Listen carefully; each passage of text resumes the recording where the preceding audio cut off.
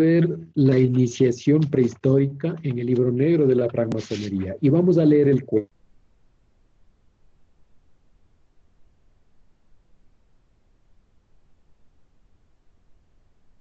La raza de los Ad y la raza de los Am, y ya entonces vemos por dónde va, ¿no? Ad y Am. Esto es otra versión de lo del Génesis y de los cálculos que hemos hecho, no es otra versión, es la misma, solamente que contada de otro modo. La iniciación prehistórica nos enseña que la unión de dos razas humanas, la raza de Ad y la raza de Am, aún en estado casi animal, dio nacimiento a la raza de Ad, Ambo.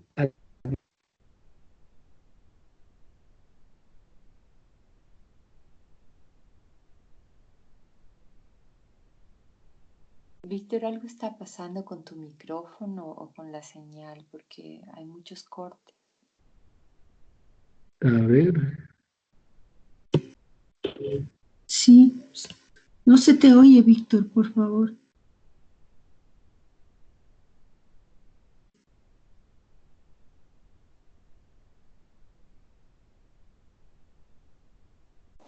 Pasa las 23 y 20 por ahí, ¿no? Ya vamos a ver. ¿Se escucha mejor ya o no? ¿Aló? Mira, se escucha, pero de repente hay muchos cortes, muchos segundos, no se te puede escuchar nada. Oh, qué pena. Es ¿Y muy... eso desde qué hora? ¿Desde hace un buen rato o este rato nomás? No, solo hace unos 5 minutos. Ya, esperemos un ratito. Déjenme verificar porque a lo mejor, pero no creo, nadie está conectado aquí ahorita. Perdón.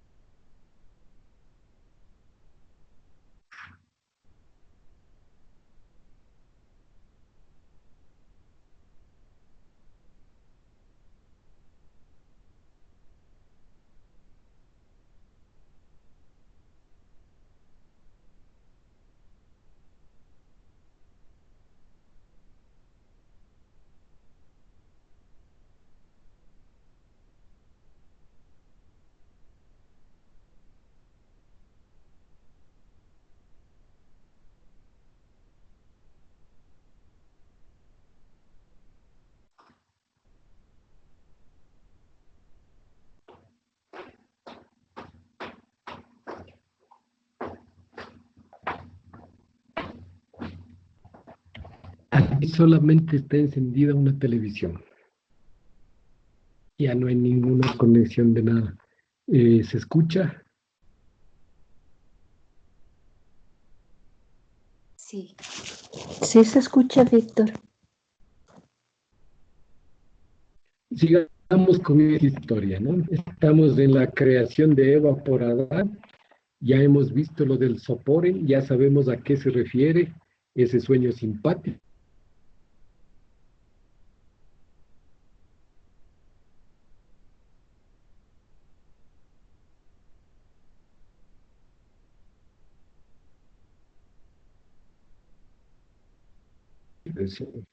Eh, la raza de Adán fue la primera en poseer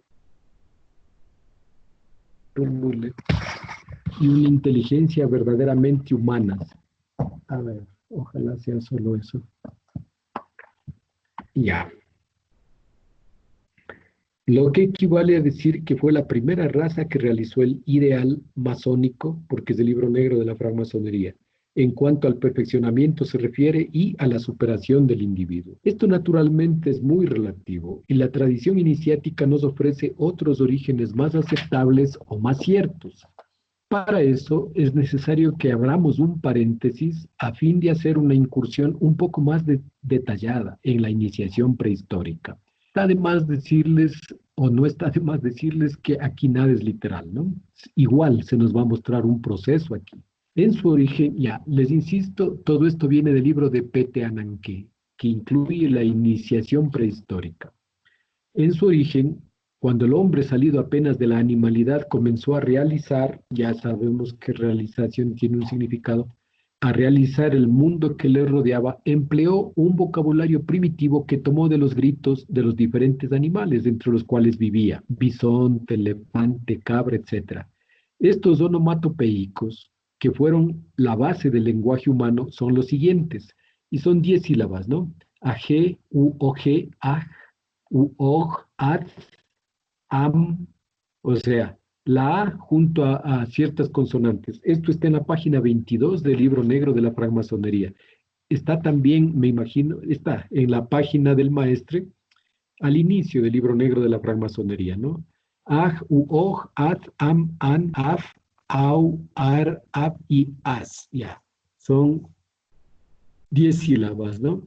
Una sola sílaba no tuvo origen en los gritos de los animales. Fue la sílaba al, al, que degeneró más tarde en el, el o hel, h-e-l.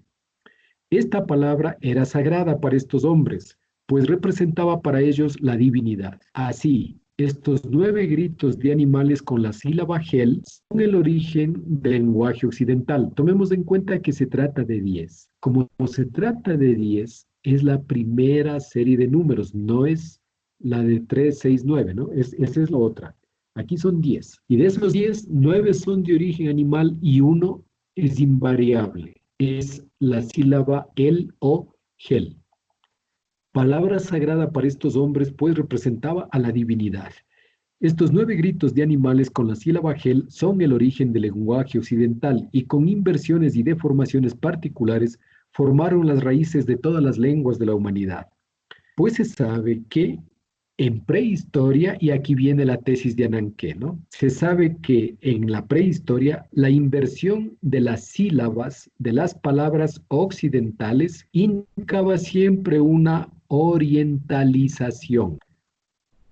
Habría que decir un movimiento hacia oriente. ¿Cuál es la tesis del libro negro? La iniciación nació en Occidente, el pensamiento humano nació en Occidente y luego se fue a Oriente. Y en Oriente allí se conservó por milenios. Y lo que ocurrió después de esa conservación es que así como el Graal, que estaba en Occidente, se desplazó con José de Arimatea hacia Oriente, hacia Asia Central, y luego regresa desde Asia Central gracias a la Orden de Asasís, que la entrega a los templarios y que la regresa a Occidente, y de Occidente llega hasta Gran Bretaña, y de Gran Bretaña salta más al occidente, hacia América, ¿no? Así como hay esos movimientos, estos son modelos también de esos movimientos. Se sabe que en prehistoria la inversión de las sílabas de las palabras occidentales indicaba una orientalización. La construcción, la fonética de una palabra o de un nombre reemplazaba así en un abrir y cerrar de ojos toda una relación, o sea, todo un cuento, toda una larga disertación sobre un objeto histórico, geográfico, sociológico, etc. La tesis de Ananke es muy interesante, ¿no? La aplicación es otro cuento. Estas 10 sílabas madres no dieron entonces sino 9 inversiones. O sea, las sílabas madres eran 10. De esas 10, 9 eran animales. Y una sola, la sílaba al o el, se refería a la divinidad. Cuando estos pueblos se desplazaron a Oriente, lo que hicieron fue mostrar en las sílabas ese desplazamiento. ¿Y cómo lo mostraron? Invirtiendo la sílaba. Estas 10 sílabas madres no dieron sino 9 inversiones, puesto que una sílaba al fue siempre conservada, respetada y aislada religiosamente por todos los lenguajes. Jamás sufrió inversión. Las 9 inversiones, en cambio, fueron de aj, pues ga, de oj, go, de az, da, y así, ¿no? De am, ma. Las inversiones fueron ga, go, ma, na, fa, wa, ra, va y sa. 9 inversiones. Sin embargo, es necesario no confundir la inversión o desplazamiento de las sílabas de un nombre con la inversión particular de una sílaba. Ya, esta precaución es fundamental, por eso la advertencia. Esto es muy importante, pues la inversión o desplazamiento de las sílabas de un nombre no indica una orientalización, una disensión, o sea, disentir, una disensión, una desorganización o una guerra de separación entre dos puntos de alianza. La inversión de la sílaba. En cambio, la inversión de dos letras que componen una sola sílaba indica la separación, la discrepancia social, la guerra, la desunión entre dos centros. Y ya. A ver, cuando Marquito nos consiguió una vez hace años, ¿no?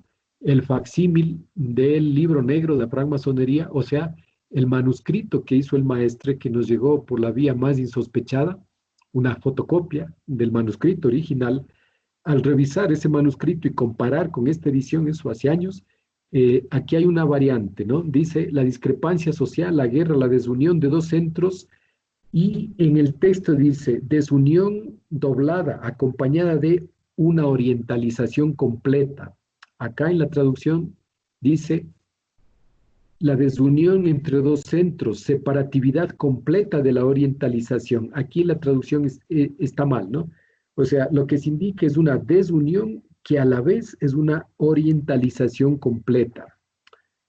Y además el abandono de las tradiciones occidentales. Ya, esta es una idea. Entonces, aquí aparecen 9 sílabas, es del occidente, y cuando quienes viven en ese ambiente viajan a oriente, lo que hacen es invertir las letras. No invierten las sílabas, sino que invierten las letras. Y entonces el am se convierte en ma, y así. Pongamos, por ejemplo, la palabra oj, gel, an. Entonces, Oje es una de las 10, ¿no? Gel es la que no cambia porque es la divinidad. Y An es otra de las 10. Entonces la palabra es Oj, Gel, An. O también Gel, An. Ya, ese es el ejemplo. La referencia al nombre de Ángel, atentos con la virada de las letras, ¿no?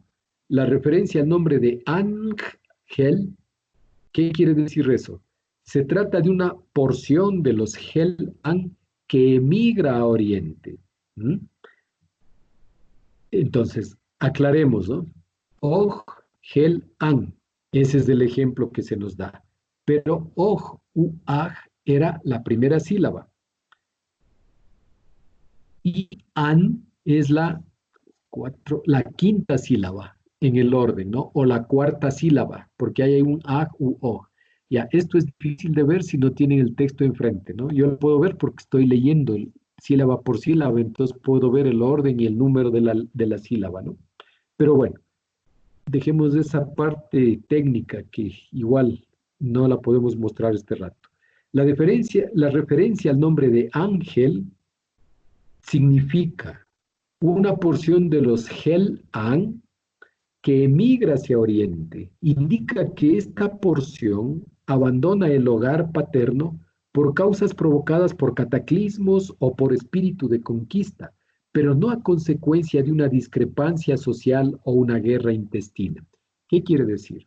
Que todos estos vivían en armonía con sus 10 sílabas, 9 de origen animal, más una de origen divino, que era el nombre de la divinidad, Hel, y que era o al o el, al, el o gel, cualquiera de esas tres. Pongamos por caso, Oj, Gel, An vivían así contentos en Occidente y de pronto van a Oriente, pero van por espíritu de conquista. Si hubieran ido por disensión, perdón, van por conquista, por cataclismo o por alguna otra catástrofe. Si hubieran ido por disensión, hubieran invertido las letras. Pero como van por las buenas, van a buscar algo, a hacer algo bueno, entre comillas, entonces no van peleándose con su origen. Esa sería la idea.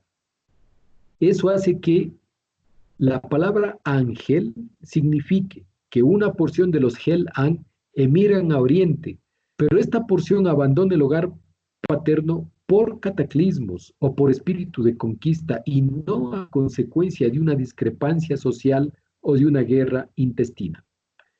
También el nombre ancestral, el nombre patronímico, no fue transformado en la composición de sus sílabas.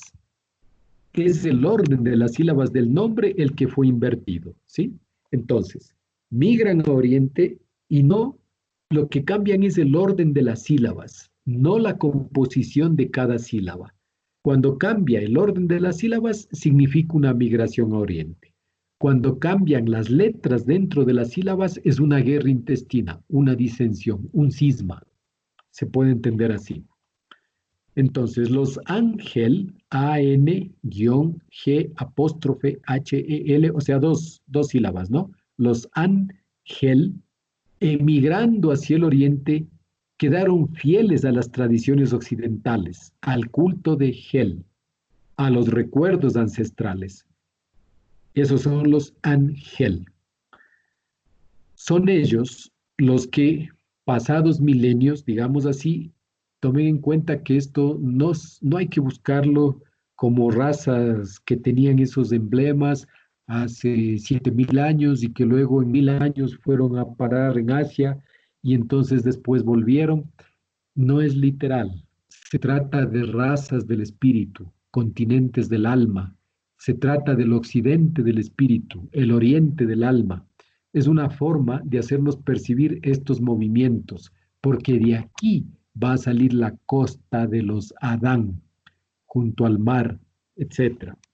Entonces, los ángel, emigrando hacia el oriente, quedaron fieles a las tradiciones occidentales, al culto de Hel, a los recuerdos ancestrales. Son ellos los que volvieron al occidente bajo el nombre de Anglé, Inglaterra, ingleses, con otros centros, Al-Am-Anda, alemanes, Goramana, germanos, Frangel, francos, Burgelanda, burgaleses. Son ellos quienes enrumbaron a los historiadores de la raza gaela, la raza de los galos, cuando la hicieron nacer en Oriente. Esta es la teoría de Ananké, dice el maestro, ¿no? Entonces, tomen en cuenta estas ideas, ¿no? No creo que vayamos a avanzar más porque para entender bien este mecanismo, bueno, les voy a leer y el día de mañana lo vamos a repetir. Les sugiero, entren a la página del maestro si pueden hacerlo y lean esta partecita. Les digo dónde está. Está en el capítulo primero, Masonería prehistórica, de sus orígenes a 1641. Y hacia el final de la primera página empieza el cuento, ¿no? Todo esto está tomado de este autor, Ananké. Entonces vamos a leer, lo vamos a integrar a la información de los grandes mensajes para poder volver a la costa, ¿sí? Queremos explicar de qué costa se trata. Ya sabemos que no es costilla. Primero es una cifra, 558, y sale de Haadam, del valor secreto de 57, en el cual separamos las partes afinitivas o afines entre sí y tomamos el un término 3 y lo restamos del que queda orientalizado, era 165. Esta operación de virar las letras se llama orientalización. Esta es una operación en Cábala. Hemos visto ahora otra, ¿verdad? Esa sumatoria de grupos simétricos y asimétricos de la cual ya tuvimos noticia en el quinto mensaje. Lo hemos aplicado al nombre de Ararat para encontrar la cifra 166.500. Acá estamos viendo otro tipo de operación, pero todas estas son de la misma raza, del mismo género, para explicar estos mecanismos. ¿Significa esto que estas cosas fueron físicas, ocurrieron físicas? Realmente es posible, pero más importante es percibirlas en su significado. Entonces, esto permitiría decir, no, es que la iniciación nació en Occidente, claro, en el Occidente del mundo del símbolo, así como en el Oriente del mundo del símbolo nace la luz. Y eso técnicamente es así. Bueno, este Or sí es ese punto brillante original sobre el Bau, es eso que como luz lleva a Abraham desde Ur, de Caldea, donde nació. Lean el texto bíblico, ¿no? ¿De dónde llegó Abraham hacia la antigua Tracia? la actual Turquía, ¿no? Un poco al norte, de donde luego aparecieron los otros pueblos vinculados a todas estas historias. Pues él vino del Éufrates. Ur de Caldea está situado cerquita del Éufrates, de esa antigua iniciación de los Chaldaín, de los ancianos del conocimiento que eran los caldeos. Allí mismo fue donde estudió Daniel, el gran profeta, ¿no? Allí mismo existió la ciudad Kashi, que después se convirtió en Benares o en Benares, en esta ciudad de la India. Fue de esa misma zona, Kashi de Benares. Allí fue donde estudió Daniel con los magos caldeos. Si ustedes leen el libro de Daniel, allí es donde aparecen Belsasar, Abednego y todos sus compañeros, ¿no? Esos que son adeptos de Il Ilión, del cual ya hemos hablado, Dios, el Altísimo y Melquisedec y todo eso. Pero todos estos relatos tienen que ver con procesos, mecanismos, sistemas de iniciación. Funcionan, por supuesto. Son históricos, tan históricos como María Magdalena, la Virgen María o un Jesús histórico. Tan históricos como todos ellos. Entonces, tomamos este texto y vamos a los grandes mensajes. Les dijimos que vamos a hacer la lectura y la explicación vamos a verla mañana. Volvemos al mensaje. Todas las mitologías hablan de un soplo divino que anima a un hombre. Esta vez la página 364 del tercer mensaje. Un soplo divino que anima a un hombre. Todas las tradiciones, así como los más antiguos cultos de la humanidad, son exactamente la correspondencia del Génesis, porque todas estas literaturas tienen una misma y única base de enseñanza. El Eterno, Og, Hel, ahora sí ya sabemos quién es. Ese Og, Hel, ¿quién es? Los hijos de Hel, esos son los Og, Hel. ¿Y quién era Hel? La deidad. ¿Y los hijos de Hel quiénes son? Pues los Og, Hel, que es la raza blanca de Occidente. Cuando esto se interpreta literalmente, da lugar a los racismos más absurdos, ¿no? Más groseros y más violentos. No tiene nada que ver con eso. Así como la lectura literal de los textos sagrados puede llevar a la lapidación de una mujer, la lectura literal de un texto sagrado, la lectura literal de un texto sagrado puede llevar a la guerra santa, disque, y a la destrucción de miles de seres. La lectura literal de las instrucciones puede fundar una inquisición que asesine a todo el que se le cruce o al que no esté de acuerdo en cuestiones políticas con ellos, pues no se pueden leer literalmente este tipo de textos, ¿no? Las menciones acá a razas no tienen nada que ver. Y cuando se dice raza blanca, se dice una de las 4 partes de esa cruz latina que forma el emblema con los 4 signos fijos. No se dice la raza blanca como la entiende Ananqué, pero eso ya es problema de Ananqué. Y el problema nuestro es de entender el real significado, no las suposiciones de Ananqué. Así que lo de razas con pinzas. El eterno Hel, los hijos de Hel, la raza blanca de Occidente, creando al hombre, es decir, haciendo una raza con sus modalidades, y de la cual observamos lo mismo que estas culturas humanas que fueron entendidas en la antigüedad y en particular por el Occidente que iluminó así al Oriente. La mujer está tomada del costado del Gedén, y no de la costilla de Adán, como ciertas tradiciones fantásticas lo han transmitido. El maestro introduce una nota, la número 97. Bien entendidos, los términos hombre y mujer no son el ser dominado a causa del sexo. Es en su valor esotérico en el que los empleamos y por consiguiente admitimos también que no se trata de una persona. En este sentido igualmente, Ad-Am o Ad-An y Eva no se considerarán como una pareja, sino que se deben mirar como algunos elementos de la raza de los Ad, ya amalgamados con los An, de las orillas del mar, en cuyas costas, no costillas, en cuyas costas han formado la colectividad Eva. Pone entre paréntesis, anda, otro, ¿no? Anda, por su emigración hacia el oriente, ha sufrido la inversión, Inda, India. Recordemos también que el nombre de estos primeros humanos, entre comillas los pone, ¿no? Primeros humanos, es la manifestación del mismo Dios, I-E-V-E, es Adán, simbolizado en Yod, y Eva, que es la unión Yod, G, Bau, G, O, Yebe. Y esta es la tesis completa enunciada. Ahora falta explicarla, ¿no? Y después entenderla. Para saber qué pasa con ese mecanismo de iniciación, que ahora nos queda un poco más claro el hecho de que no se trata de la iniciación de cualesquiera de nosotros. Claro que sí.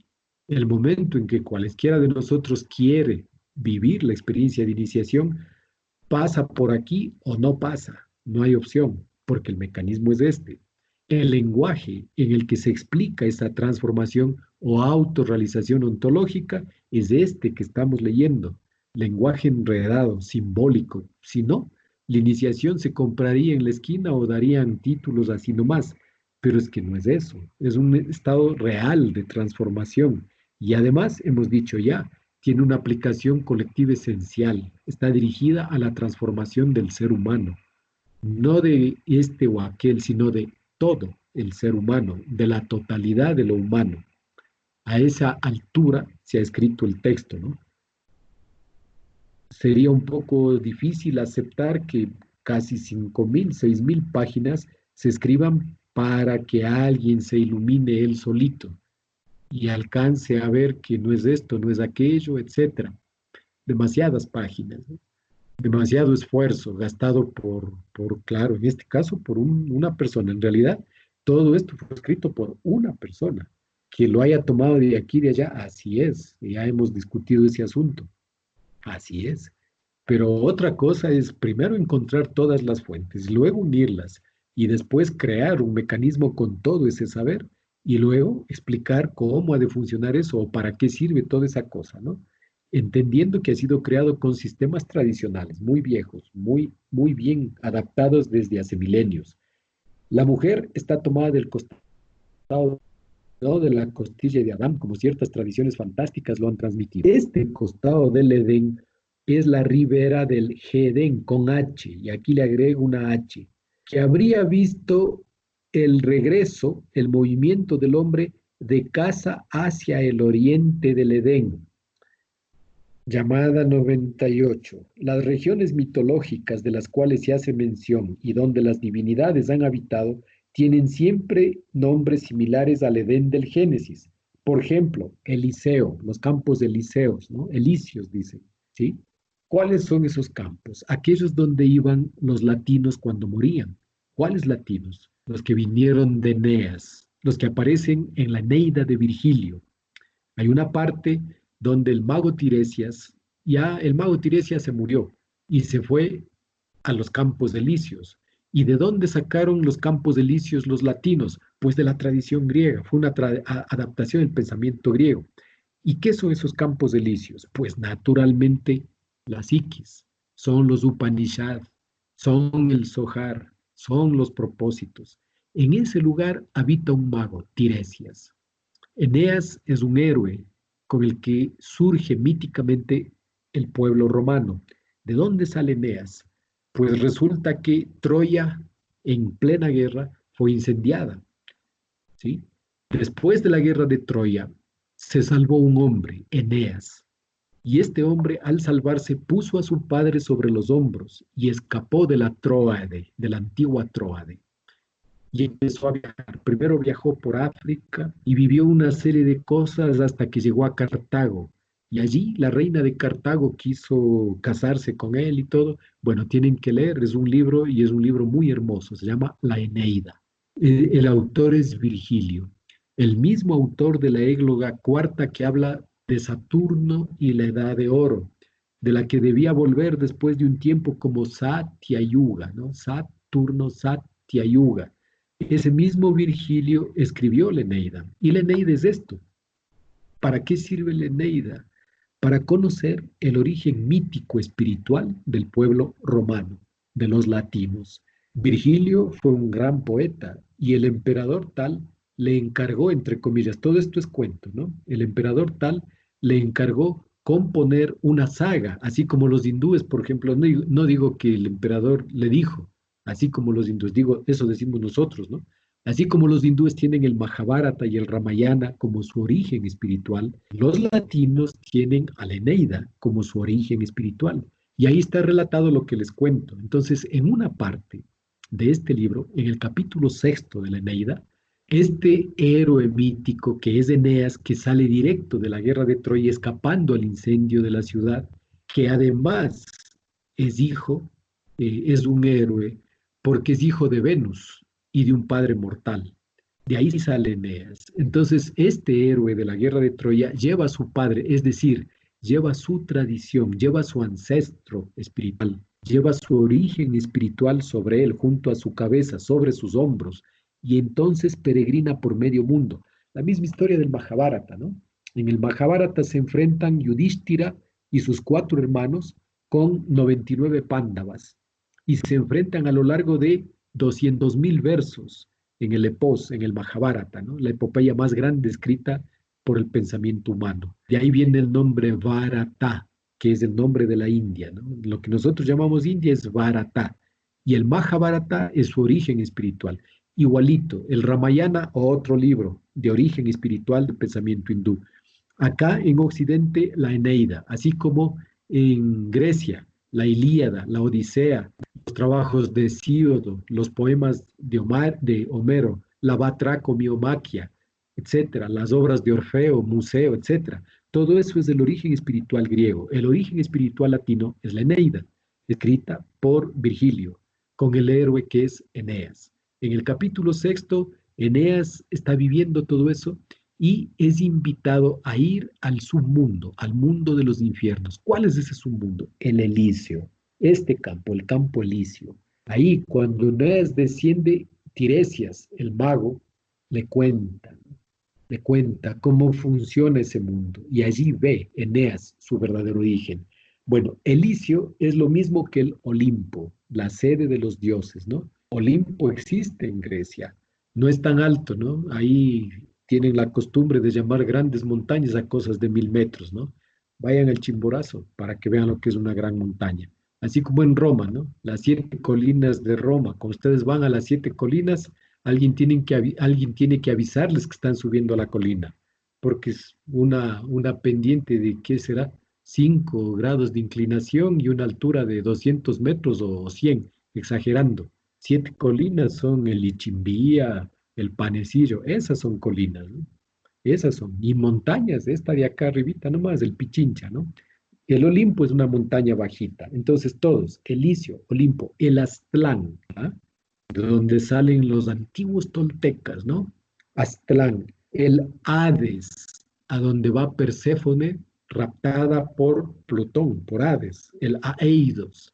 Todas esas zonas, fíjense, son los mismos mundos intermedios de siempre. Luego, este cuento que nos están contando tiene que ver con esos continentes que existen en estos mundos intermedios, continentes de significación. Y todas estas historias nos ayudan a comprender los mecanismos iniciáticos, individuales y colectivos. Toda la doble creación del hombre es eso mismo, lo venimos analizando ya no sé cuántas noches, ¿no? Entonces vamos a terminar ahí leyendo, acabando de leer esto, y mañana vamos a volver sobre todo esto, y ahí sí nos vamos a hacer cargo realmente de la interpretación en el Yuga Yoga. Como en los otros temas que hemos tratado, vemos el lado exterior, el facilito, el de la historia literal, el del cuento, el del mito, el de la leyenda, y luego vamos profundizando a veces a través del cálculo, a veces a través de otros textos o mecanismos que están desperdigados en la literatura del maestre, hasta ir haciéndonos cargo finalmente de la expresión de estos procesos en la experiencia humana, pero no en la experiencia humana abstracta, no, en la experiencia humana concreta, en situaciones que han sido vividas, experimentadas, y que nos permiten decir que todo esto que estamos leyendo ocurre, sucede, sucedió antes, tan sucedió antes que fue consignado por escrito con estos lenguajes. Y como todo esto forma parte de un mismo mecanismo, pues si esto sucedió, sucedió de esta forma, no con estos nombres, pero sí con estos procesos, con estas orientaciones. Por eso necesitamos entender que se trata de principios. Cuando esos principios se activan y los activa un instructor, un gran iniciado, alguien capaz de desencadenar los mecanismos mediante una serie de manipulaciones, cuando estos procesos se dan, obedecen exactamente a estas descripciones. Esa es la parte. Así que ese será el último punto que veremos si es que lo vemos, ¿no? La forma en que eso se da, ocurre, de hecho. A la otra pregunta que tendría que seguir, pregunta, ¿y eso solo ocurre, sabes? No. Siempre que ocurre, ocurre así. ¿Y cuándo ocurre así? Bueno, cada vez que alguien recorre estos caminos, ¿no? Ahí ocurre. ¿Y cuándo recorre alguien estos caminos? Pues cuando los investiga, ahí los está recorriendo. ¿Y cuánto tiempo hay que recorrerlos? Depende. El maestro escribió los 36 propósitos al ritmo de uno por mes. Escribió los 7 grandes mensajes en los años que les hemos contado. Tal en tal fecha y todo lo demás. Y gastó su vida, ¿no? Describiendo ese proceso con su vida y al mismo tiempo iluminando esos mecanismos mediante su instrucción. ¿Y de dónde sacó la instrucción? Pues de cientos de fuentes, ¿no? Su genialidad, su gran obra, su gran operación está en reunirlos y ponerlos en ciertos contextos que nos permiten, nos dan acceso a la misma experiencia que siempre se dio. Entonces termino leyéndoles el texto y paramos. La mujer está tomada del costado del Edén y no de la costilla de Adán, como ciertas tradiciones fantásticas lo han transmitido. Este costado del Edén es la ribera del Edén con H, y ahí se introduce una H, que habría visto el regreso del hombre de casa hacia el oriente del Edén. El Edén fue naturalmente el nombre de la tierra que habitó el Eterno del Génesis, la raza blanca de entonces, ojo, la raza blanca de entonces.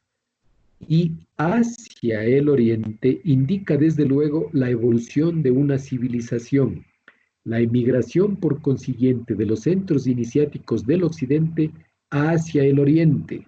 Desde esos tiempos, el Oriente ha conservado estas grandes enseñanzas, y de esto proviene la idea de que la India es la cuna de la civilización, aunque en realidad es una cuna, uno de los centros, un arca, un pesebre, un lugar de reserva de las enseñanzas, uno de los sitios que han participado en la conservación de la sabiduría antigua.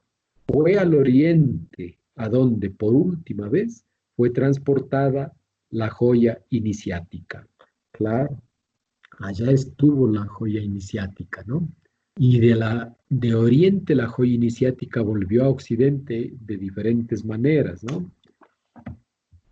La joya iniciática tiene forma, una esmeralda, una piedra, también es la forma de la joya iniciática. Ya hablamos del proceso de la esmeralda, y eso de que la esmeralda sube, el onis y el berilio bajan y asociado al árbol sefirótico. Y esa esmeralda, la que está en la frente del que lleva la luz, o sea, luz férrea. En su caída al submundo, esa esmeralda se separa.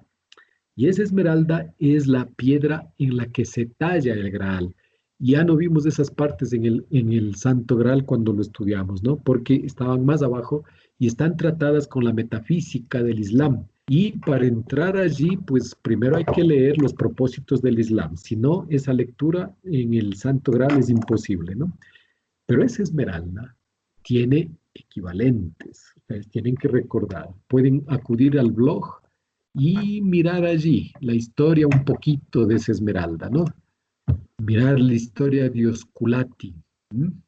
Un personaje que habla de una esmeralda que es un maní, un miná y finalmente un miñá. Y eso inmediatamente pone la joya iniciática a unos cuantos kilómetros de este lugar, del lugar donde estamos estudiando, ¿no? A poquitos kilómetros. Y su historia, de la cual se sabe nada. ¿Qué cosa histórica se puede saber de los sistemas tradicionales? Muy poco.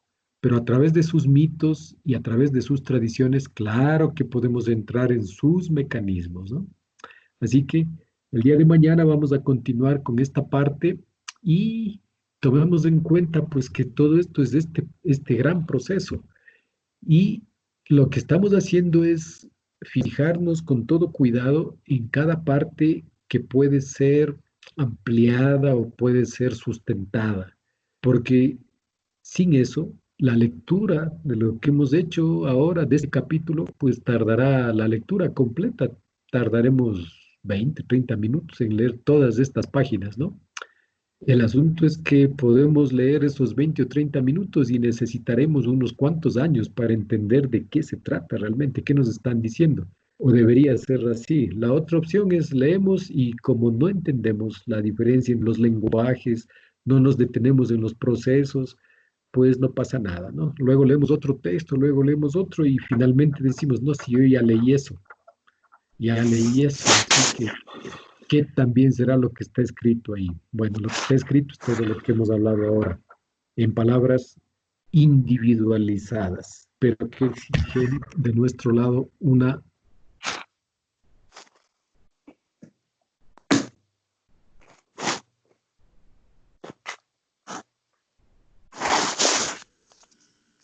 No se te oye, Víctor. Ana, continuamos desde aquí ya. Gracias, entonces. Eso sí se oyó. Gracias, Víctor. Nos vemos el día de mañana, queridos amigos. Chao, chao. Buenas noches. Gracias. Buenas noches con todos. Gracias, Víctor. Chao con todos. Chao. Chao. Chao con todos. Chao, Gracias. chao.